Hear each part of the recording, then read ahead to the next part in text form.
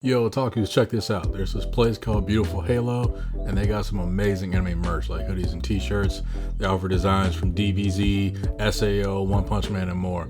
All with dope designs. Go treat yourself to what you deserve. Link in the description below.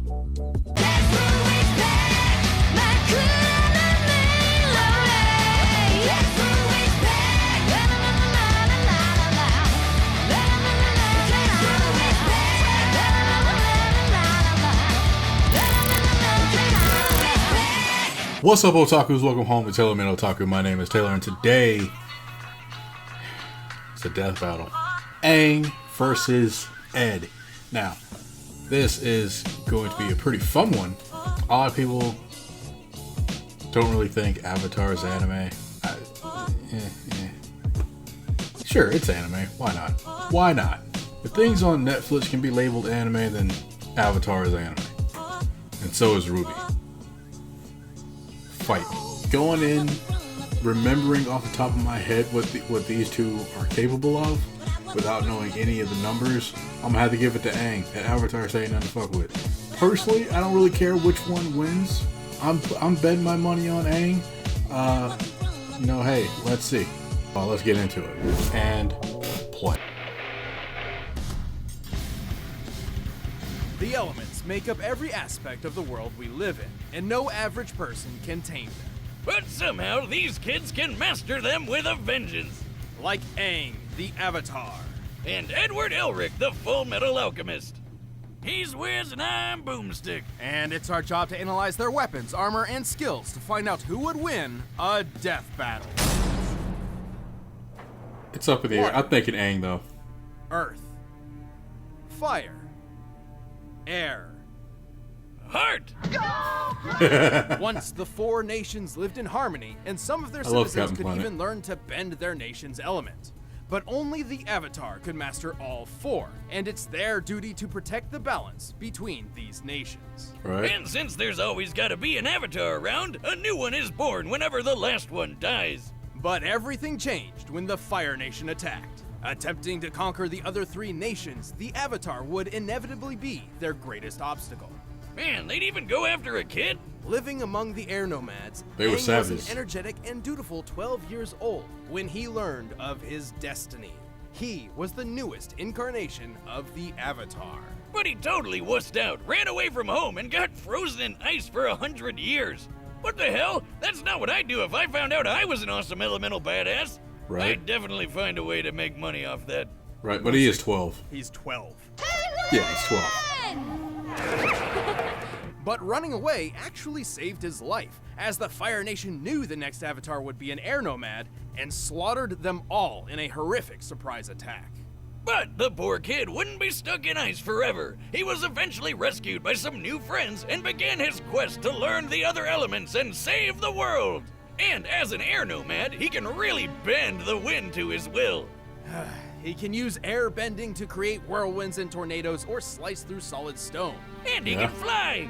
Whee! Well, he can glide. Well, it's not exactly flying, Boomstick. What he actually does is manipulate the air currents to keep aloft. That's why he carries a glider, complete with snacks. Oh, well, I'm sure that'll come in handy. Whatever, if it Bruh, looks like a that's duck dope. and sounds like a duck, it's a duck. Or I guess flying avatar guy. But ducks actually can fly. Anyway, Aang can use air in pretty much every aspect of his life. Like for shields, increasing his speed, improving agility, adjusting his body temperature, and even focusing his breath to use as an attack. After he learned waterbending from Paku and Katara, Aang can make whips, knives, and literal tsunamis. Hey, I can do that too. Just give me a pool and watch this cannonball fly. Does that mean I'm a waterbender? Sure. Waterbenders can also manipulate steam and ice. Just And like blood. how I, the great waterbender Boomstick the Wet, will use my powers to swim through this frozen block. You what? Yep. Waterbending 101. You can be jealous. Oh wow, I'm just bursting with envy. Bending powers, activate! Ha! Success! Like airbending, waterbending requires a nearby source of water to use, like a pond or a filled bottle. The same goes for earthbending, which Aang learned from his mentor Toph. Earthbending is all about throwing rocks at people, and a bunch of other cool stuff, like making walls and earthquakes and causing the ground to swallow you up, which is kind of creepy, Iroh, and Toph. Last but certainly not least, Aang learned the art of firebending from his longtime rival, Prince Zuko. Zuko, that dude. Other arts, firebenders can actually create fire to use at will. Firebending is so goddamn powerful. It's even got the deadliest bending technique of all, shooting lightning. Well, only the most advanced firebenders can cast lightning, which is usually an instant kill move.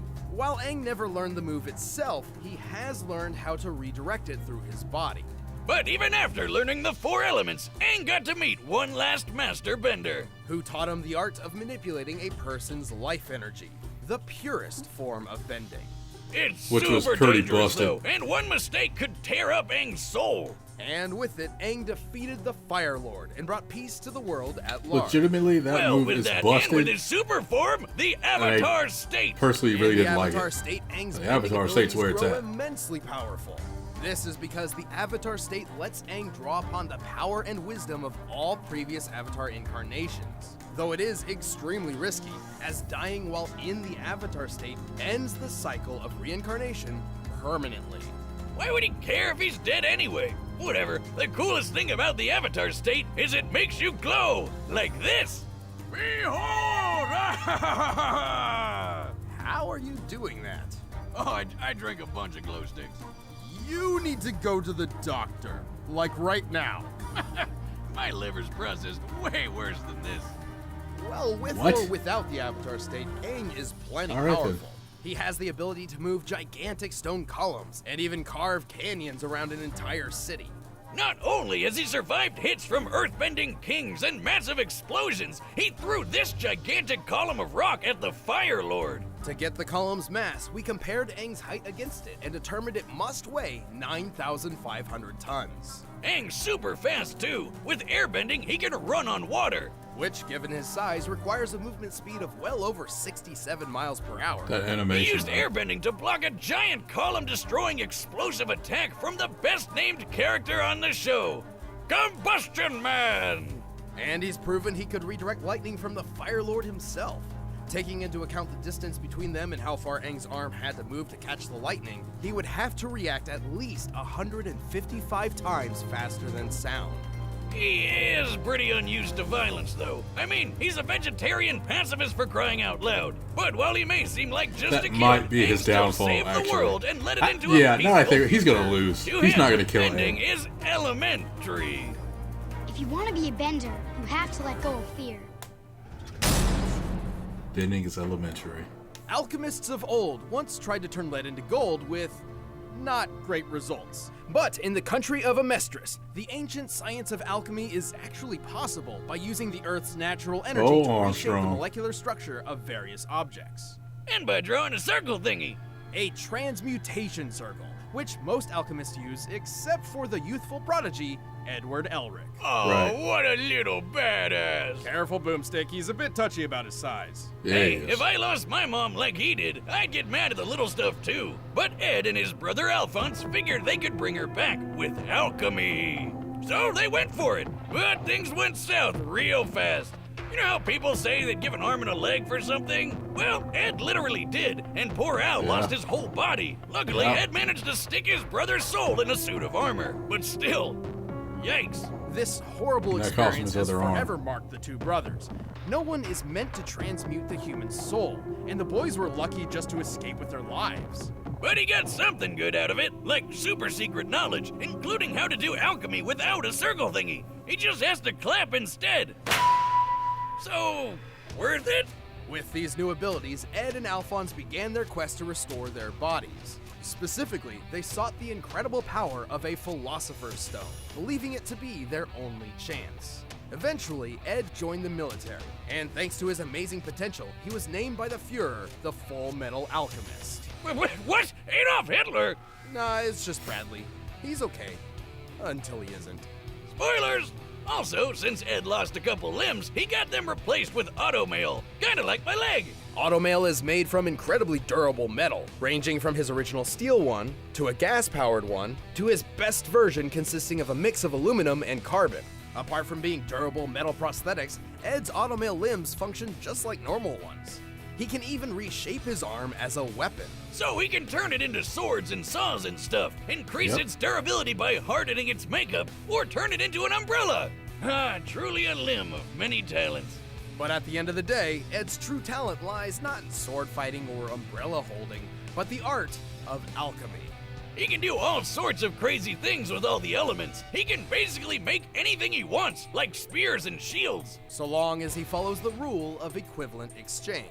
Anything created with alchemy must have a source of equal value and cannot be made fundamentally different.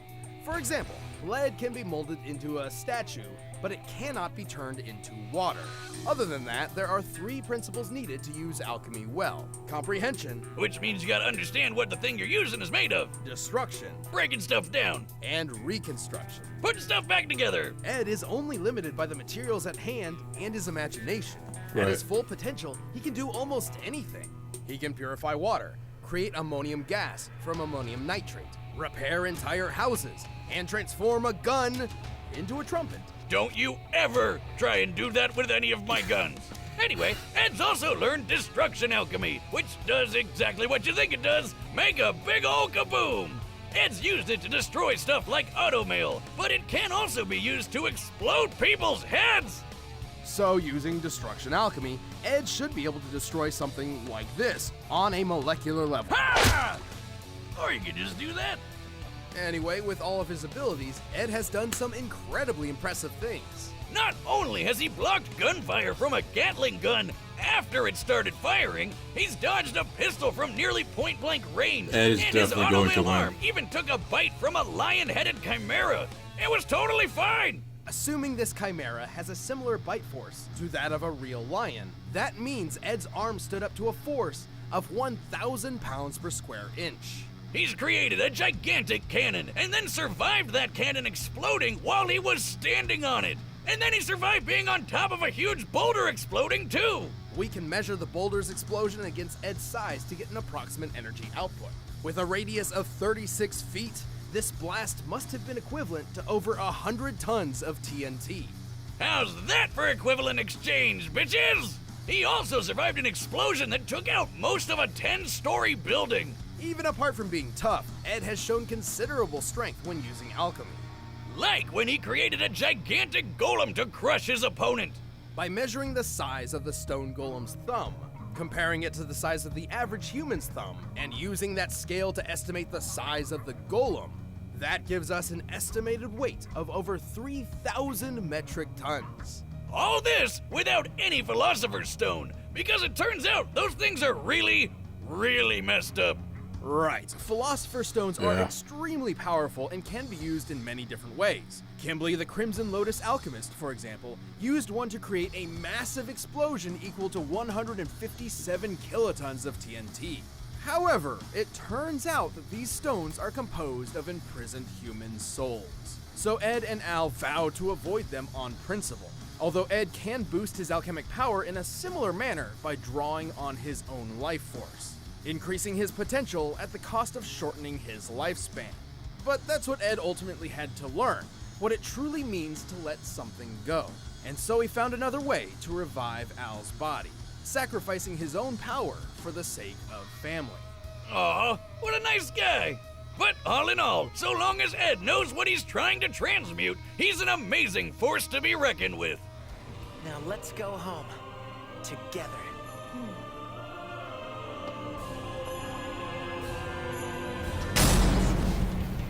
All right, the combatants are makes it set, go. and we've run the data through all possibilities.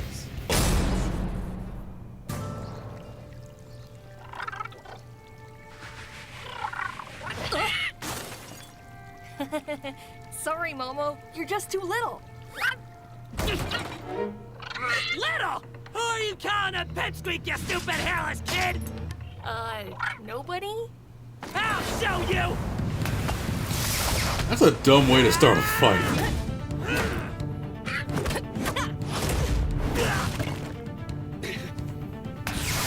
Alright. Who y'all got? Place your bets. Ed's probably gonna win.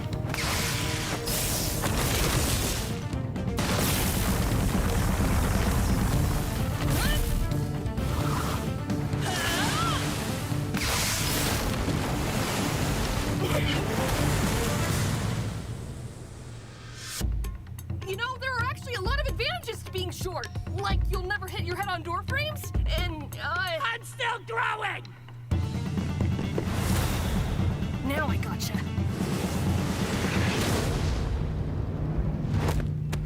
Ah! Oh no! I'm sorry!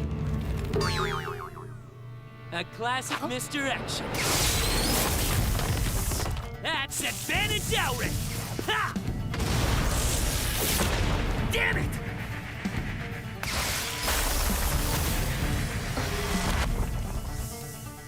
How's this for small?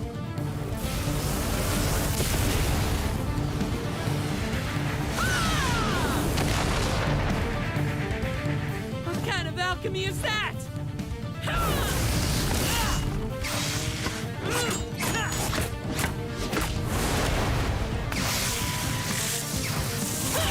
Okay, no more clappy magic. Oh. I don't know. Maybe they made Aang a savage. I don't know. My cabbages! I love that guy. Lose you again.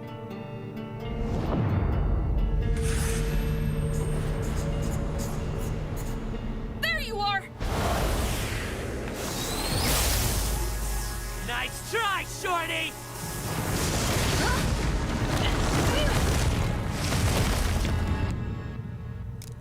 Whew. Can't believe that worked. Oh, Avatar State?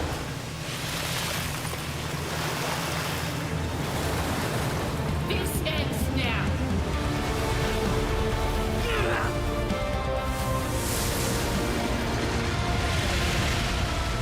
At least I'm taller than you. Really? You left me no choice. Really?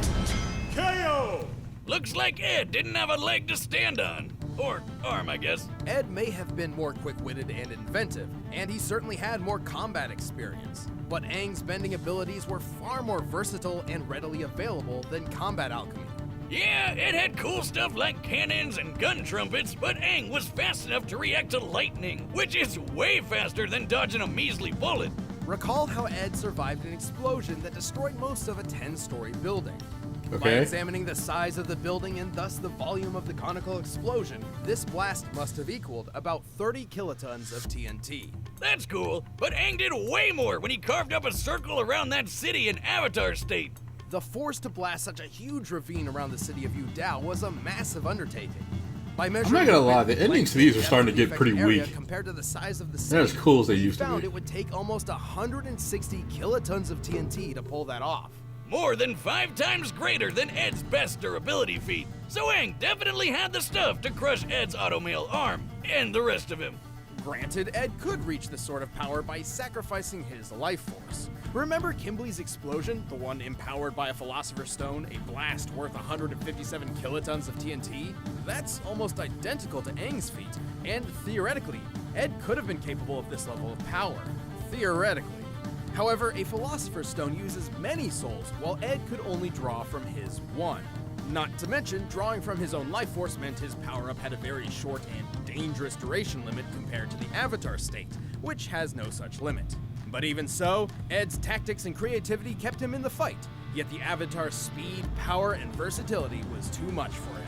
Aang may be a pacifist in canon and would hardly kill anyone, but unleashing his full power is a sight to behold.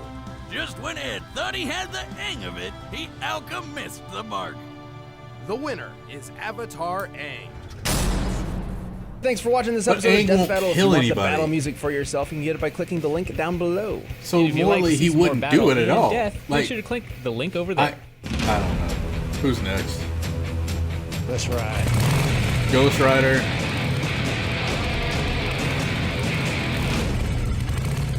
I don't remember who Logo is. I don't know how I feel about this. I like that I was right and I called that Aang would win. But like they said, Aang doesn't kill anybody. Like, he wouldn't even kill the Fire Lord, who was literally the most evil person on the planet. He wouldn't kill him. He refused to. So why would he kill? Even if it is a death battle, they still have to go by how they are and their personalities. Because they would still say that some people would be easily fooled, and then they would easily fool him. You can't say that all of a sudden he's just gonna kill Ed. Yeah, I don't know. I don't know. I don't know how I actually feel about this. I don't know. Maybe I'm overthinking this. I don't know. But like, then again, like as soon as Ed lost his arm, it was pretty much decided then, and he hadn't even used the Avatar state yet. So, yeah. What do you guys think about it? Put that down in the comment section down below. I'm interested to hear what you guys have to say. Like, a link to the video and, you know, Death Battle down in the description below. Go show them some TaylorMadeOtaku love. That's all I got for you guys this time. If you like the video, leave a like. You want to see something else, put it down in the comment section down below. Along with, if you like agree with the outcome, or if you have like, or if you agree, disagree, you're kind of in the neutral, let me know down in the comment section. If you're new around here and you like the video, please don't hesitate to subscribe and join the family, because we got waifus all around me until the end of time. Share this video on all your social medias and follow me on all my social medias in the description below. And until next video, guys, peace out. Happy people sing.